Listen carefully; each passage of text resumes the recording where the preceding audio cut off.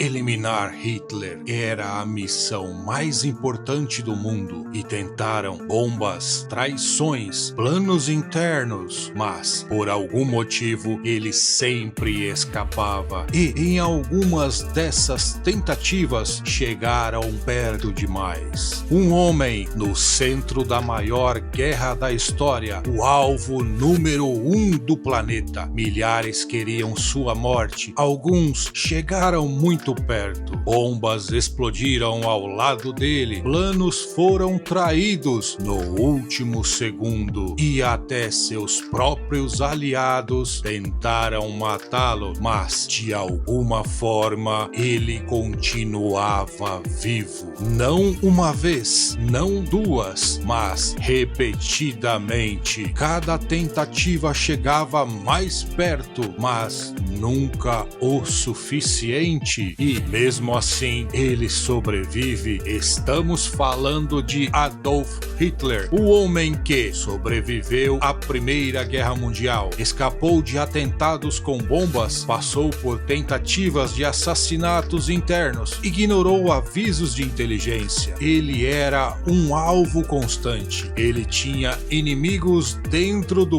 próprio círculo e mesmo assim, os planos falhavam por detalhes absurdos. Isso levanta uma pergunta incômoda. Ele teve sorte ou existia um sistema para protegê-lo? Hoje você vai entender os principais atentados contra Hitler, porque todos falharam e, o mais importante, o padrão invisível por trás dessas falhas. E quando você enxergar esse padrão, nunca mais vai olhar para a sorte da mesma forma. Antes de entrar no caos, você precisa entender uma coisa: isso não aconteceu uma vez, nem duas, nem três. 40 tentativas reais de assassinar Hitler. Uma tentativa falhar, normal. Duas, ok. Três, já chama a atenção. 40, isso sai completamente da curva. Não eram tentativas iguais, eram bombas, emboscadas, tiros planejados, golpes internos, sabotagens, vetores completamente diferentes, pessoas diferentes, momentos diferentes e mesmo assim o resultado era sempre o mesmo. Não é só quantidade, é consistência no fracasso. Algo muda no último minuto, um detalhe interfere, uma decisão inesperada aparece. Sempre existe uma variável final salvando-o. Isso não é uma sequência de falhas, é um sistema absorvendo o impacto. Quando o improvável acontece uma vez, é sorte. Quando acontece dezenas de vezes, é estrutural. Um homem comum, sem exército, sem apoio político, sem conspiração gigante. Só ele, uma ideia. Esse era Georg Elser. Ele fez algo que já começa absurdo. Ele passou semanas escondido dentro de uma cervejaria em Munique, escavou uma coluna estrutural, instalou uma bomba artesanal com temporizador. O alvo? Todo ano, Hitler voltava ao mesmo lugar, mesmo palco, mesmo discurso, mesmo horário, rotina previsível, local fechado, alvo fixo, perfeito. A bomba foi programada para explodir durante o discurso, com Hitler no palco, cercado por toda a elite nazista. E aí vem o primeiro acaso. Naquele dia, sem aviso, sem padrão, sem motivo claro, Hitler muda o plano, sai mais cedo do que o normal e deixa o local minutos antes da explosão. Minutos, não horas, não dias, minutos. A bomba explode, o teto desaba, pessoas morreram, o lugar vira ruína, mas Hitler já estava fora. Isso não é só sorte. Olha o nível de coincidência. O único dia em que ele sai mais cedo, o único momento em que a bomba não o pega, o plano mais meticuloso falha por minutos. E aqui nasce o padrão. Não foi erro técnico, não foi falha, foi uma mudança inesperada de comportamento do alvo. Se fosse fosse só uma vez, ok, sorte, mas quando isso começa a acontecer de novo, e de novo, e de novo, a pergunta muda. Não é mais como tentaram matar Hitler, mas sim porque algo sempre dava errado no último segundo, e isso escala muito, porque agora não é mais um homem sozinho, é o próprio exército alemão tentando eliminá-lo. A coisa agora fica perigosa, porque quando o inimigo está fora é guerra, mas quando o inimigo está dentro é colapso. Agora não é mais civil, agora não é mais improviso, agora é gente de dentro do sistema. Estamos falando de Klaus von Stauffenberg, um coronel, um homem do alto escalão, alguém com acesso direto ao Führer. E aqui o plano não era só matar, era substituir o poder, eliminar Hitler, assumir o controle do exército, derrubar o regime nazista, negociar o fim da guerra. Ou seja, não era só um atentado, era uma troca completa do comando. Stauffenberg entra na sala de reunião com uma pasta, dentro dela uma bomba. Ele ativa o dispositivo, coloca a pasta perto de Hitler e sai. Tudo certo, tudo alinhado, tudo calculado. E aí o detalhe, alguém move a pasta, só isso, nada mais. Um oficial desloca a pasta ligeiramente, coloca do outro lado de uma grossa perna de mesa. Sem saber, ele cria um escudo físico. A bomba explode, a sala é destruída, pessoas morreram. O caos é imediato, mas Hitler sobrevive com ferimentos leves. O plano era sólido, acesso era perfeito, a execução aconteceu, mas algo pequeno muda tudo. No primeiro atentado, ele sai mais cedo. Nesse, a bomba é movida a alguns centímetros.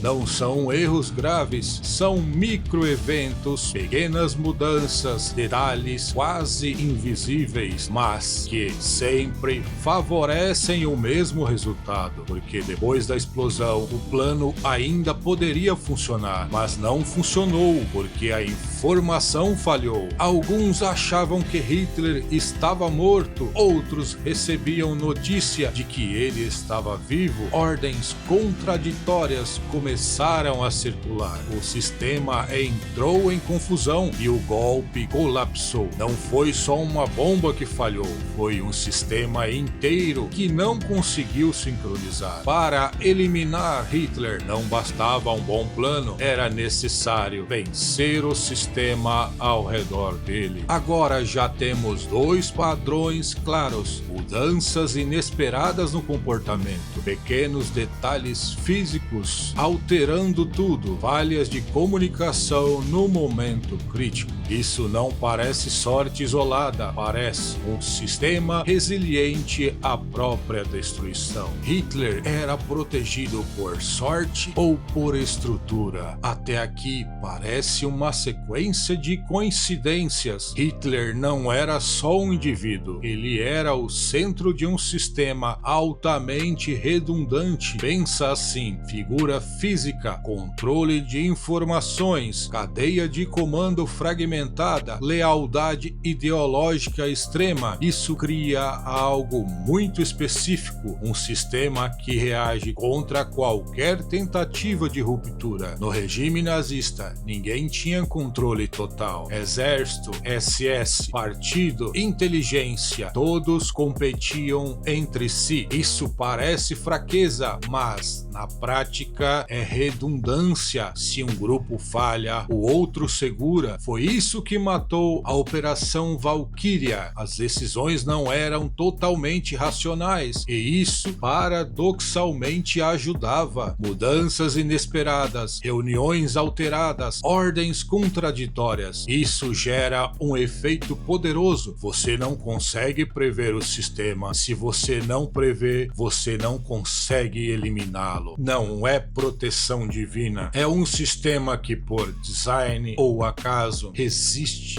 ao colapso. Se você remove Hitler, o sistema ainda existe. E talvez fosse isso que realmente importava, porque sistemas assim não dependem de uma pessoa. Eles se adaptam, se reorganizam organizam, continuam. Então, talvez a pergunta nunca tenha sido por que Hitler não morreu antes, mas sim porque o sistema que o sustentava demorou tanto para cair. Durante anos, nada funcionava, planos falhavam, bombas erravam, detalhes salvavam, até que o padrão quebra. Não foi um atentado melhor, não foi um plano mais inteligente, foi a escala. Em 1945, a Alemanha estava em colapso, o exército recuando em todas as frentes, a economia destruída, as cidades reduzidas a ruínas, a cadeia de comando desintegrando, o sistema começou a falhar. Lembra da resiliência? Ela depende de 3 coisas: estrutura, comunicação, capacidade de adaptação. Agora imagina tudo isso sendo esmagado ao mesmo tempo. A pressão que nenhum sistema aguenta. Berlim cercada, sem saída, sem plano B, sem tempo. O centro do sistema. Hitler está aqui. Führerbunker. Agora repara, pela primeira vez, não há mobilidade, não há surpresa, não há adaptação. O sistema perdeu sua principal arma, imprevisibilidade. O fim não foi um atentado. Hitler não morreu porque alguém conseguiu eliminá-lo. Ele morreu porque o sistema colapsou. Em abril de 1945, Adolf Hitler tira a própria vida. Não houve fuga, não houve acaso, não houve última virada, só o inevitável. Durante anos parecia que ele era impossível de eliminar. Ele nunca foi alvo principal. O alvo era o sistema, e enquanto o sistema funcionava, ele era protegido. Quando o sistema caiu, ele caiu junto. Isso muda completamente a leitura da história, porque mostra algo perigoso. Pessoas não são tão difíceis de eliminar. Sistemas são. E mais, sistemas podem proteger indivíduos, mesmo contra múltiplas tentativas de destruição. Então, da próxima vez que você ver alguém intocável em uma estrutura que nunca falha, não pense, essa pessoa é especial. Pense que tipo de sistema está mantendo isso vivo. Porque no final, não é sobre sorte. Nunca foi. É sobre estrutura. Se esse episódio mudou a sua forma de enxergar a história, já sabe, se inscreve, compartilha e prepara a mente, porque o próximo pode ser ainda mais desconfortável. Até lá, e que a história nos ensine a rir de todos os nossos erros.